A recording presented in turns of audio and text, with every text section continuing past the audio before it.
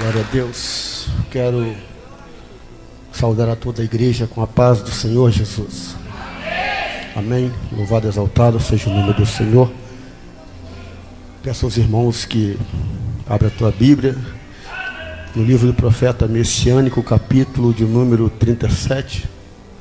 Já estaremos pregando a palavra de Deus. Desde já, eu quero agradecer primeiramente a Deus pela oportunidade que nos é concedida de poder estar neste dia de hoje, neste evento maravilhoso, onde muitas pessoas serão abençoadas pela porção da palavra de Deus. Agradecer a Deus pela presença do pastor Wellington Lopes, que foi um canal de bênção para que pudéssemos estarmos aqui. Pastor Cleito, que não está presente. Ao anfitrião dessa igreja, o apóstolo Valdivino, esposa. A todos os pastores que estão à nossa retaguarda. A todos os irmãos visitantes que estão nessa noite conosco. Que Deus possa estar abençoando ricamente a tua vida.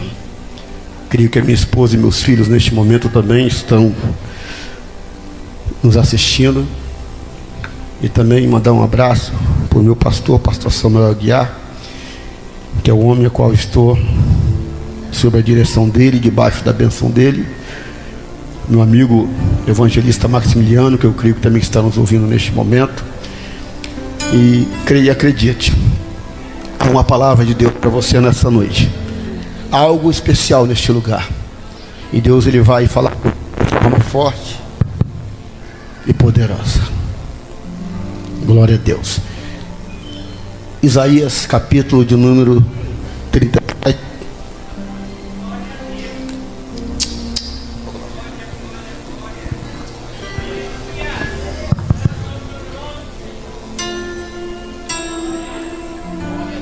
Isaías capítulo de número 37, a partir do versículo 1, que diz assim a palavra de Deus.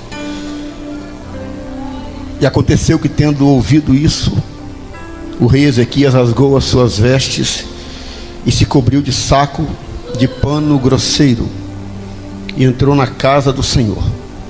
E o rei enviou Eliaquim, o mordomo, e a Sebna, o escrivão, e aos anciãos dos sacerdotes cobertos de sacos de pano grosseiro, a Isaías, filho de Amós, o profeta, e disseram-lhe: assim diz Ezequias: este dia é dia de angústia e de vitupérios e de blasfêmias, porque chegados são os filhos ao parto e força não há para os dar à luz. Porventura o Senhor teu Deus terá ouvido as palavras de Rabizaque, a quem enviou o rei da Síria, seu amo, para afrontar o Deus vivo e para vituperar com as palavras que o Senhor teu Deus tem ouvido. Faz oração pelo resto que ficou. E os servos do rei Ezequias vieram a Isaías, e Isaías lhe disse: assim direis a vosso amo, assim diz o Senhor: não temas à vista das palavras que ouviste, com as quais os servos do rei da Síria de mim blasfemaram. Eis que porei nele um espírito, e ele ouvirá um rumor e voltará para a sua terra, e falo-ei cair morto a espada na sua terra. Voltou, pois, Rabizaque e achou o rei da Síria pelejando contra Líbina, porque ouvira que já se havia retirado de Látis. E ouviu dizer que Tiraca, rei da Etiópia, tinha saído para lhe fazer guerra. Assim que ouviu isso, enviou mensageiros a Ezequias, dizendo: assim falareis a Ezequias, rei de Judá, dizendo: não te engane o teu Deus, em quem confias, dizendo: Jerusalém não será entregue nas mãos do rei da Síria. Eis que já tens ouvido o que fizeram os reis da Síria, toda a terra, destruindo-as totalmente, e escaparias tu? Porventura as livraram os deuses das nações, que meus pais destruíram, Gozã, e Arã e Rezef, e os filhos de Éden, que estavam em Telassar? Onde está o rei de Ramate, o rei de Arpade, o rei das cidades de Sefarvaim, Rena e Iva? Recebendo, pois, Ezequias as cartas das mãos dos mensageiros e lendo-as, subiu à casa do Senhor, e Ezequias a estendeu perante o Senhor. E orou Ezequias ao Senhor, dizendo: ó Senhor dos exércitos, Deus de Israel, que habita entre os querubins, tu és o Deus, tu somente de todos os reinos da terra, tu fizestes os céus e a terra. Inclina, ó Senhor, os ouvidos e ouve. Abre, Senhor, os olhos e olha e ouve todas as palavras de Senaqueribe, as quais ele mandou para afrontar o Deus vivo. Verdade é, Senhor, que os reis da Síria assolaram todos os países e suas terras e lançaram no fogo seus deuses, porque deuses não eram senão obra de mãos de homens, madeira e pedra, por isso os destruíram. Agora, pois, ó Senhor nosso Deus, livra-nos das mãos, para que todos os reinos da terra conheçam que só Tu és Senhor. Amém? Se assente em nome de Jesus. Aleluia. Pois bem, meus amados irmãos, para entendermos o que Deus tem para trazer para nós nessa noite, é necessário nós reportarmos ao passado e saber quem era o rei Ezequias, de filho quem ele era, que ano que ele começou a governar, quem era o seu pai, como o teu pai governou, quem era o teu pai. A história diz que diante dos reis de Salomão e Davi, rei Ezequias foi o próximo mais reconhecido e abençoado por Deus devido à sua atitude. Ezequias, ele era filho de Acaz, rei de Judá. E agora nos diz a palavra de Deus que simplesmente a ousadia de Senaqueribe, através de palavras proferidas pelo rei da Síria, era tentar afrontar não somente Ezequias, não somente o exército, mas também com a ousadia de falta de temor em afrontar o Deus de Israel. Acaz, ele começou a reinar com 20 anos, no ano de 732. A palavra de Deus nos diz que simplesmente Acaz, ele foi um rei totalmente contrário àquilo que Deus queria. Ele fez tudo o que desagradara ao nosso Deus.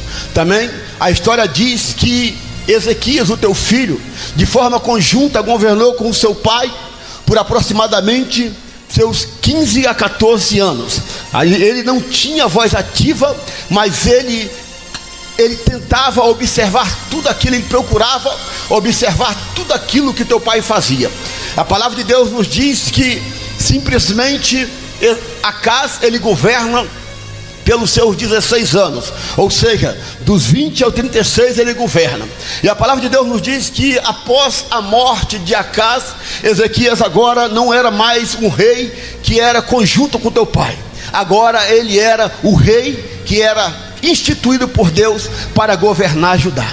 A palavra de Deus nos diz que Acaz, ele cometeu vários pecados, e um dos seus pecados, ele caminhou para o lado do paganismo, e ele também matou alguns dos seus filhos, aleluias, fazendo eles passar pelo fogo. E eu estava estudando nessa tarde, perguntando a Deus por que alguns filhos de Acaz morreu, porque Ezequias, ele não morreu. É porque sempre no meio de uma família tem aquele que Deus toca, e tem aquele que o inimigo ele tenta tocar, mas ele não consegue, porque Deus guarda, porque Deus tem uma história para se cumprir na vida daquela pessoa. Deus tinha uma história na vida de Ezequias.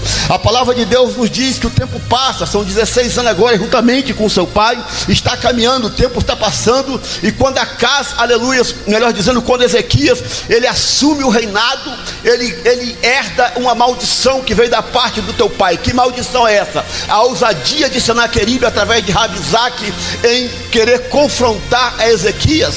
É porque simplesmente no passado, o rei da Síria, ele fez da Síria, ele fez um contrato da Síria, ele fez um contrato com Acaz, aleluia, a qual Acaz, ele pagava tributo ao rei da Síria, para que ele pudesse guerrear juntamente com Acaz contra o exército inimigo, porque o exército inimigo ele vinha como um rolo compressor, ele vinha destruindo tudo que havia pela frente. E quando Acaz ele viu que ele também entraria naquela guerra, mas perderia aquela guerra, ele simplesmente chamou, aleluia, o rei da Assíria, para que ele pudesse, juntamente com o teu exército, proteger, aleluia, ao exército de Judá.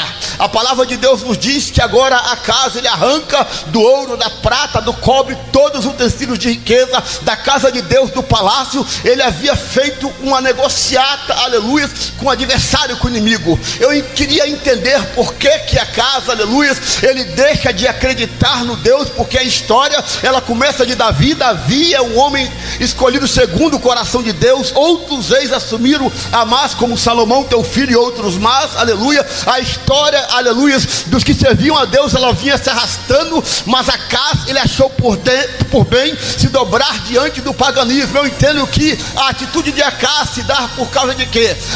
Para adorar a esse Deus, para servir a esse Deus, tem que haver renúncia, tem que haver mudança, aleluia, tem que haver obediência, aleluia. E da parte de Acaz não queria isso. Ele preferiu adorar a Deus de pedra, a Deus de madeira, a Deus de gesso, porque Deus de madeira, ele tem olhos, não vê, tem pernas e não anda, tem boca e não fala, aleluia. Mas o Deus do céu é o Deus que direcionava, aleluia, o povo de Deus na terra. E Acaz jamais queria viver debaixo da obediência. Eu também procurei entender porque, como se geralmente o filho, ele é o reflexo do pai, aleluia. Eu procurei entender diante do estudo, diante da revelação da palavra, porque a maior revelação que tem é através do discernimento da palavra de Deus. Eu procurei entender se acaso ele caminhou para o lado do paganismo, porque, aleluia, que Ezequias também não caminhou para o lado do paganismo. Eu entendi que acaso ele foi crescendo e foi vendo algumas coisas acontecerem de forma diferente durante o reinado de Acaz, aleluia. E eu procurei trazer uma situação em que Acaz, aleluia, ou melhor dizendo, Ezequias, escondido de seu pai, ele ia até os pergaminhos, ele olhava também os sacerdotes e via que a forma de adoração, aleluia, dos alguns sacerdotes era diferente, a adoração, aleluia, era diferente, estava a escrita, era diferente. Ele via falar sobre um Deus, aleluia, que ele não era visto, mas quando clamava a ele tinha resposta para aquilo que pedia. Então ele entendeu que ele deveria caminhar, aleluia, para o lado desse Deus. A palavra de Deus nos diz agora que Ezequias, ele começa a buscar a esse Deus. Eu entendo que como ele não queria confrontar o teu pai, ele adorava ao Deus dos céus escondido, e Deus ia guardando, Deus ia protegendo, Deus ia livrando, aleluia. Mas quando ele assume o reinado, aleluia, glória a Deus, no ano de 715, melhor dizendo 719, quando ele assume o reinado, agora ele tem o poder em tuas mãos. Mas a maldição que eu falei que ele herdou é que o compromisso, a aliança que Acaz fez com o inimigo, fez com que era uma lei que era aplicada, e ele tinha que cumprir essa lei até que se terminasse esse decreto, aleluia. E ele continuava pagando tributo, aleluia, ao rei da Síria, aleluia. Eu vejo que, aleluia, diante do tempo que vai passando, o ouro, a prata, o cobre, ele vai acabando, aleluia. E o rei da Síria, agora chamado Senaqueribe, ele entende que esse ouro vai acabar, essa prata vai acabar, então é necessário também eu aprisionar a Ezequias, é necessário eu exterminar Ezequias e tomar logo Judá para mim, enquanto o ouro não acaba. A palavra de Deus, aleluia, nos diz, queridos irmãos, aleluia, eu entendo que Ezequias, ele pagava o tributo, mas pagava com o coração cortado. E agora nos diz a palavra de Deus que o tempo vai passando, as ameaças, elas vão chegando, aleluia. E quando, aleluia, Senaqueribe, ele manda ao seu oficial de campo chamado Rabsaque, ele manda com o teu exército fora do palácio, aleluia, e chama, aleluia, o oficial de campo, aleluia, de Ezequias para uma negociata, para um compromisso. Olha, talvez ele falou assim, fez uma reunião, aleluia, com seus oficiais e falou: vai lá e tenta negociar. Se ele não aceitar, a gente invade e acaba com tudo. Se ele não aceitar, a gente invade e acaba com tudo. A palavra de Deus nos diz, irmãos, aleluia, que simplesmente, como eu li na palavra de Deus, aleluia, que Ezequias, quando ele recebeu a notícia, ele rasgou as suas vestes, se cobriu de pano de saco, de pano grosseiro, e entrou na casa do Senhor. Agora, eu entendo que quando ele ora a Deus, Deus falei, vai lá, tenta negociar, vamos ver o que ele tem para você. Deus já sabia da história, Deus queria saber apenas qual seria a postura de Ezequias. Se Ezequias, ele tomaria a mesma postura do seu pai e se dobraria diante do inimigo,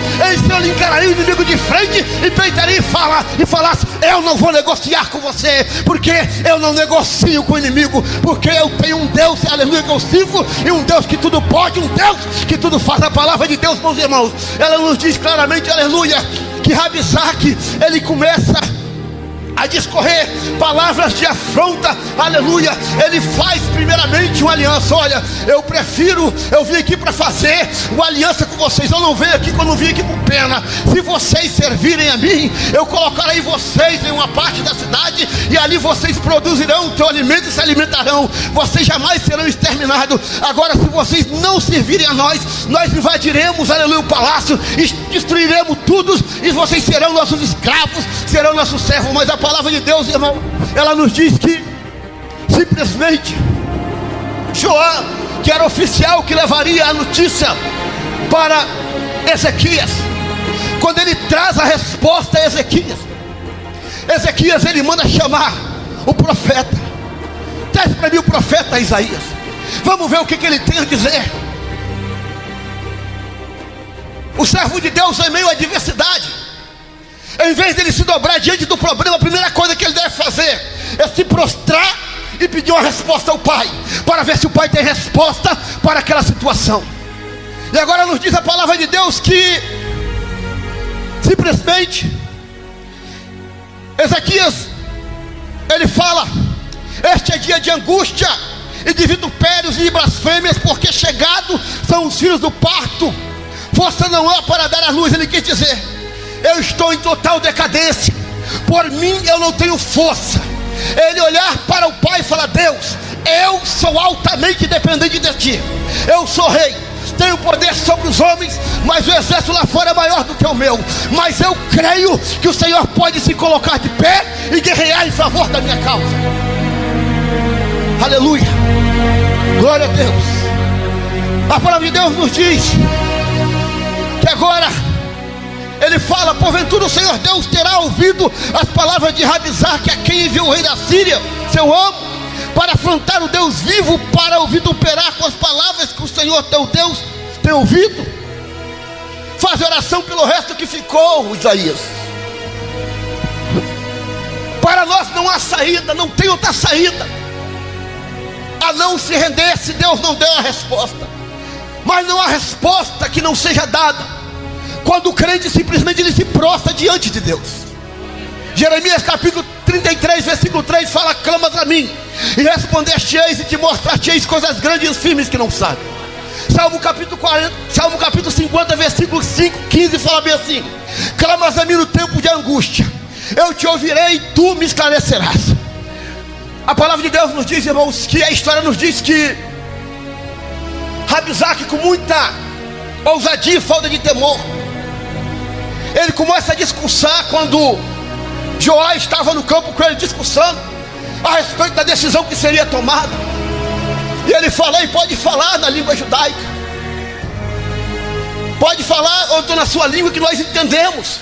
Ele não queria que os frecheiros, os arqueiros, eles ouvissem as palavras de Rabizaque, mas a função de Rabizaque era falar de forma para que vinha afrontar não somente aquele que estava discursando com ele, como também o exército que estava protegendo os muros do palácio.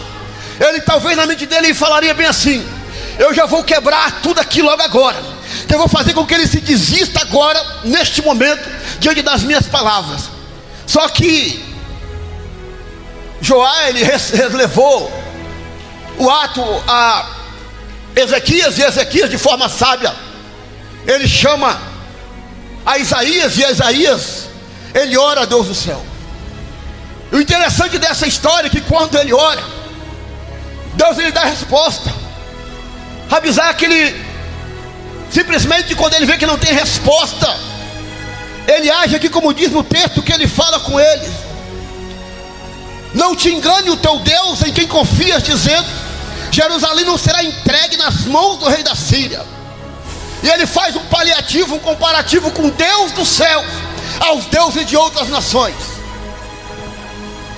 O maior erro que Senaqueribe fez não foi confrontar o homem, foi confrontar o Deus dos céus. O homem ele pode nos confrontar, o homem ele pode nos humilhar, o homem ele pode nos pisar, mas duro para ele querer chegar a comparar o Deus que nós servimos com deuses de outras nações. E é interessante que no texto que eu li, quando fala que verdade é o Senhor que os reis da Síria assolaram todos os países de suas terras. Isso eu sei. E lançaram no fogo os seus deuses, porque deuses não eram senão obra de mão de homens, de madeira, de pedra, por isso os destruíram. Ele estava dizendo claramente: o Deus que eles afrontaram lá atrás, quando meu pai, ele era governo de Judá, rei de Judá, eles eram deuses, mas eles não se movimentavam, eles não falavam, eles não tinham poder. Pode vir para cima que nós estamos esperando, nós estamos prontos, aguardando a afronta de vocês. Meus irmãos, o desfecho dessa história é que Deus se levanta do teu trono, fala com Isaías para que ele pudesse direcionar a Ezequias, porque quando ele volta para receber a resposta, ele traz cartas, e as cartas diriam da mesma afronta que ele tinha feito anterior. Ele traz as cartas, entrega as cartas a Ezequias. Ele leva a carta para o trono de Deus, para o templo, para a casa de Deus, se joelha diante dela e começa a orar, começa a clamar. Não há uma oração de um crente, de um servo justo e perfeito, que não há resposta de Deus. Eu queria que você entendesse isso nessa noite. Desde o início do culto, desde o início dos louvores que foram entoados, o momento espiritual é outro. A presença de Deus, ela é real neste lugar. E da mesma forma, de forma espiritual, nós vemos que tem pessoas que necessitam ouvir Deus falar. O país precisa ouvir Deus falar, a nação precisa ouvir Deus falar. Eu desconheço, diante da minha geração, diante do tempo que eu vivo, em que nós, não somente como igreja, mas como país, temos sofrido tanta humilhação por parte do adversário, ao ponto de dizer para mim e para você que nós não passamos de crentinhos, de evangélicos fanáticos, que você ora, que você clama e não há resposta de Deus. Isso nós ouvimos diante de artistas, diante de autoridade, de pessoas que gozam de um poder autoritário e que abusam do poder e da autoridade que tem, mas eles não conhecem realmente o que é um crente. Talvez ele tenha conhecido por aí afora alguns crentes que brincam, que zombam, que não tem temor, que não tem compromisso, que não honram a Deus. Mas eles têm que ver que há alguns que ainda não se dobraram, há alguns que ainda não se entregaram, há alguns que ainda não se prostituíram, há alguns que ainda não se envolveram, há alguns que ainda não entregaram o teu caráter para o adversário. Porque a crente ainda da terra, ainda homem e mulher de Deus, que ora, que jejua, que consagra, que vai para os montes, aleluia, que faz jejum, aleluia, que vai para a casa do eterno, porque ele confia no Deus que ele serve. Oh glória, aleluia. A palavra de Deus, irmãos, ela nos diz claramente que Deus, ele fala com Isaías para que Isaías levasse a resposta a Ezequias: pelo caminho que o teu inimigo veio, pelo mesmo caminho ele voltará, porque eu ampararei esta cidade, para livrar por amor de mim e por amor do meu servo Davi.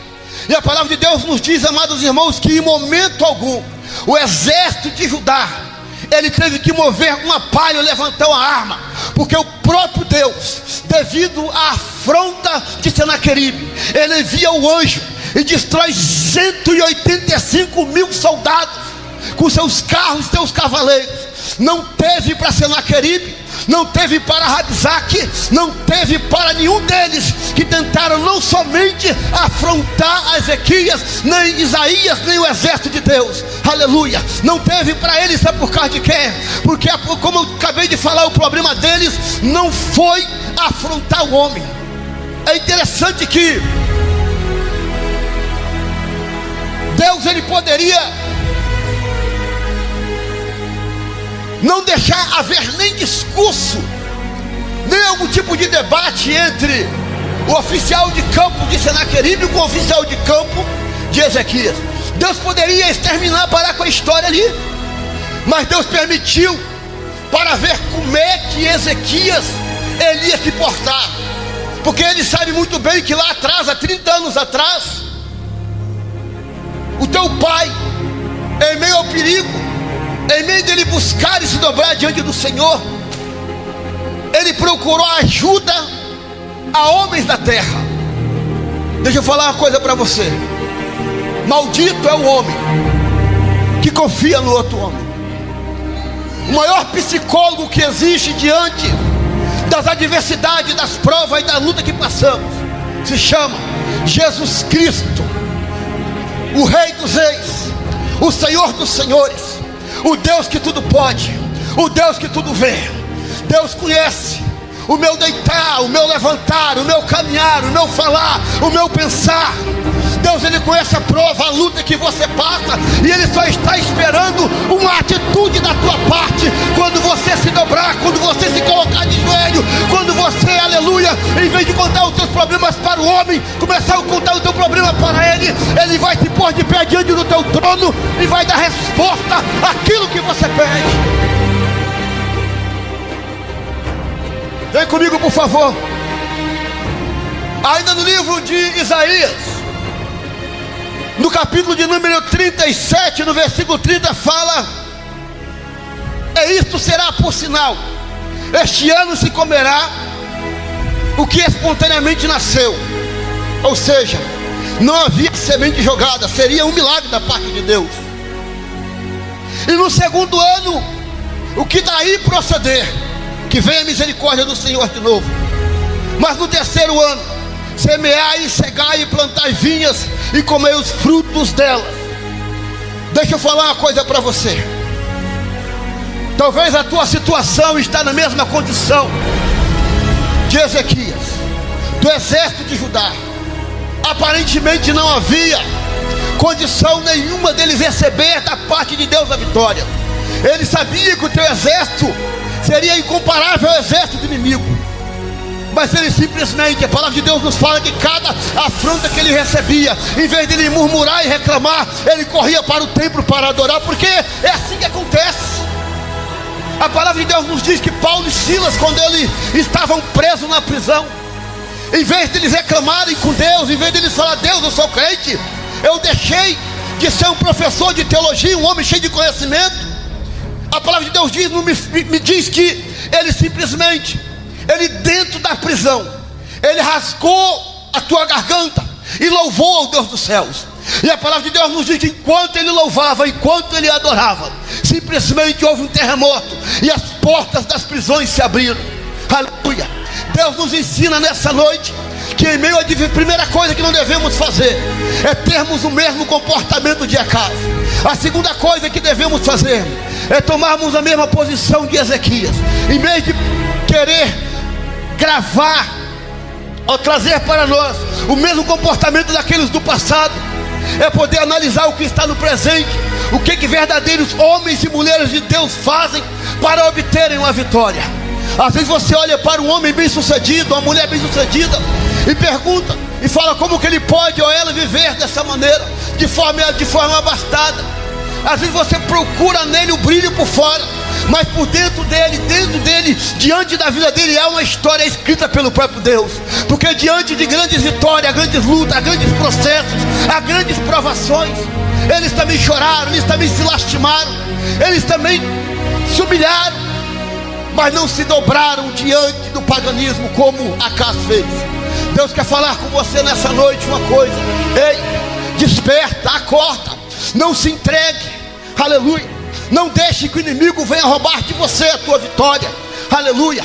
Se nesse ano algo milagroso pode acontecer na tua vida diante do problema que você está passando, Deus, ele permite que você passe pela prova, não para você chorar, não para você murmurar, não para você reclamar, mas sim para que você possa acreditar que ele ainda é Deus, para que você possa acreditar que ele ainda está no controle. No ano que vem você vai contar o teu testemunho para alguém que passou pela mesma situação que você está passando, e aquela pessoa, ela vai entender que o seu problema era um problema maior do que o dela, e ela não vai se entregar. É interessante que é uma sequência. Olha o que o texto fala: este ano se comerá o que espontaneamente nascer. Ou seja, aparentemente não há condição de nada acontecer, mas o Deus da providência, Ele chega. O Deus que tudo pode, o Deus que tudo faz, Ele chega. Ele chega no momento certo e na hora certa. Deus, Ele conhece o tempo e as horas. Ele sabe o seu endereço, a rua onde você mora. Ele conhece a tua casa. Ele tem te visto pelas madrugadas. Ele tem te visto clamando pelos montes, jejuando pela manhã. Ele tem olhado para você a hora que você menos espera. Aleluia, a hora que você não entende que Deus não está conosco. É aquele momento que Ele está do teu lado, ouvindo o teu clamor e a tua adoração. Só para fechar, deixa eu falar uma coisa para você. A palavra de Deus nos diz em 2 Crônicas capítulo 20 que Josafá, quando ele soube que o teu exército também seria afrontado pelo inimigo, em vez de ele murmurar e reclamar, ele se ajoelhou, orou, botou a igreja em jejum e oração. E a palavra de Deus nos diz em 2 Crônicas 20:15 que Deus envia um profeta para Josafá e fala: dessa peleja tu não terás que pelejar. Teve que ter oração para que o profeta pudesse vir entregar antes da profecia. Ei, quando você ora, quando você clama, quando você jejua, Deus levanta profeta para ir até você, para te entregar a resposta àquilo que você quer. Você não entende o momento da prova, você não entende o momento da luta, aleluia, mas Deus está te vendo, Deus está te vendo, aleluia. Esté capítulo 4 versículo 10, quando ela recebe a notícia, aleluia, que o exército, aleluia, inimigo, ele iria contra o povo de Judá, e eles não tinham condições de pegar em ferramentas, em armas para guerrear contra o inimigo. Esté poderia falar: sabe o que? Eu estou no palácio, eu estou de boa, eu não preciso de nada, eu estou legal, eu não estou, é problema do meu povo lá fora. Mas ela sentiu as dores, ela sentiu as dores. E o que aconteceu? Ela falou: jejua lá fora por 3 dias e consagra, que eu e minhas donzelas iremos jejuar aqui também, e Deus dará resposta. Diante da oração, diante da súplica, diante do choro, diante da lágrima, ainda há resposta de Deus para a tua causa. Eu te agradeço a oportunidade em nome de Jesus.